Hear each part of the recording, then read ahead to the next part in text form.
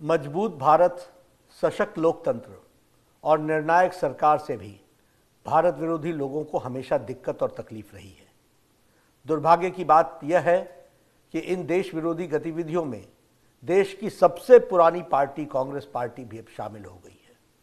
जनता द्वारा बार बार नकार दिए जाने के बाद अब राहुल गांधी इस देश विरोधी टूल किट का परमानेंट हिस्सा बन गए हैं।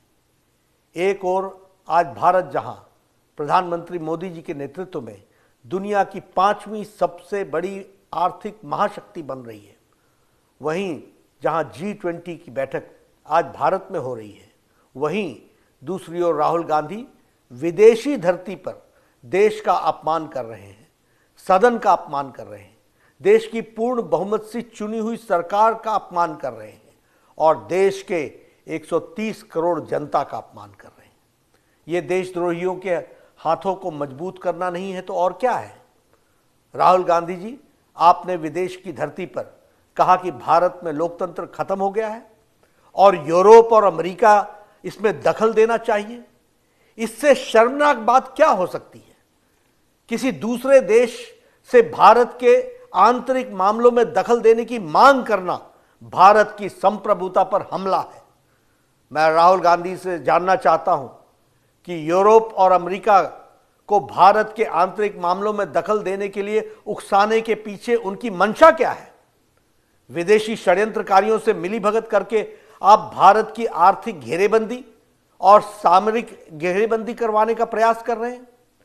स्वतंत्र भारत के इतिहास में विषम से विषम स्थिति में भी आज तक देश किसी भी बड़े नेता ने विदेश में जाकर के विदेशी ताकतों से भारत सरकार के खिलाफ कार्रवाई करने की आह्वान नहीं किया है।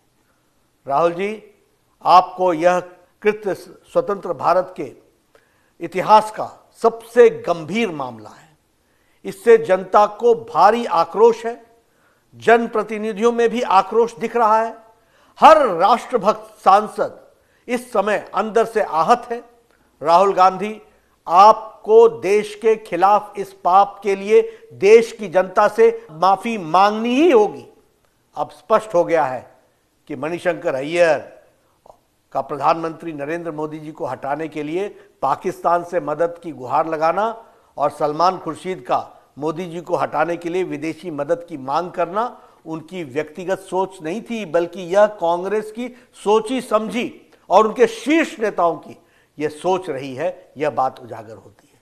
जिस इंग्लैंड ने हमें और हमारे ऊपर वर्षों तक शासन किया, उसी के सरजमीं पर जाकर राहुल गांधी ये कहें, स्वयं भारत में विदेशी ताकतों से दखल देने की मांग कर रहे हैं, यह देश का दुर्भाग्य नहीं है तो और क्या है।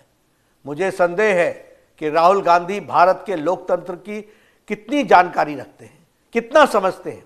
अच्छा होता स्वतंत्र भारत के लोकतांत्रिक इतिहास को यदि राहुल गांधी सही तरीके से पढ़ते और उन्हें पता चलता कि लोकतंत्र की हत्या किसने की है और लोकतंत्र की रक्षा किसने की है। राहुल गांधी जी, आप आपातकाल के इतिहास को पढ़िए।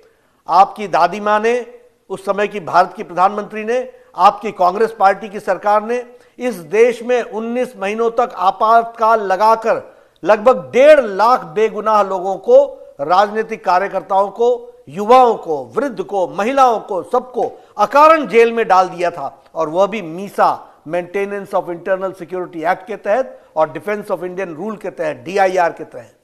तब बोलने पर प्रतिबंध था, लिखने पर प्रतिबंध था, मीडिया पर प्रतिबंध था, फिल्मों पर प्रतिबंध था, गायकों पर प्रतिबंध था। न जाने किन गुनाहों के लिए किस किस पर प्रतिबंध लगाए गए थे। राहुल गांधी जी, आपकी पार्टी ने तो देश को सभी संवैधानिक व्यवस्थाओं को ध्वस्त किया है, न्यायपालिका को भी कमजोर करने में कोई कसर नहीं छोड़ी थी।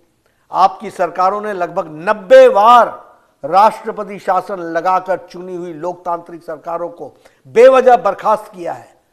यह होती है लोकतंत्र की हत्या। राहुल जी, आपकी पार्टी के द्वारा जिस ढंग से आपातकाल को लगाकर देश के संविधान को समाप्त करने का प्रयास किया गया, उसका प्रतिकार इसी देश की जनता ने किया था। आपके शासन को उखाड़ फेंका था, किसी विदेशी ताकत ने नहीं। राहुल गांधी जी, आप विदेशी धरती पर भारत को बदनाम कर रहे हैं, जबकि आज दुनिया में भारत को सलाम कर रही है दुनिया। इटली के PM ने हमारे प्रधानमंत्री नरेंद्र मोदी जी को सबसे लवेबल पीएम कहा है। वर्ल्ड बैंक से लेकर आईएमएफ तक ने भारत के विकास गाथा की सराहना की है। जर्मनी के चांसलर ने भारत के विकास को अद्भुत बताया है। अमेरिका, फ्रांस, जापान, ऑस्ट्रेलिया, रूस, ब्रिटेन, यूएई, सऊदी अरब सहित तमाम देश प्रधानमंत्री नरेंद्र मोदी जी के नेतृत्व की सराहना कर रहे हैं। लेकिन राहुल गांधी जी, देश का अपमान आप कर रहे हैं। यह है राहुल गांधी की समझ। यह है राहुल गांधी कहते हैं कि भारत राष्ट्र नहीं बल्कि राज्यों का एक संघ है, जिसे राष्ट्र के रूप में भारत में विश्वास ही नहीं है। उसकी सोच पर क्या कहा जा सकता है? Rahul Gandhi ji, Bharat mother of democracy है, जिसने पूरी दुनिया को लोकतंत्र की शिक्षा दी है। दुनिया की कोई ताकत भारत के लोकतांत्रिक परंपराओं को नुकसान नहीं पहुंचा सकती है। राहुल गांधी, आज आपको, आपकी पार्टी की देश में कोई सुनता नहीं है। देश की जनता आप पर विश्वास नहीं करती है। यही कारण है कि आज आपकी पार्टी को देश से लगभग सफाया हो चुका है। जब भी भारत में संसद का सत्र शुरू होने वाला होता है, देश विरोधी टूलकिट गैंग अचानक से एक्टिव हो जाती है।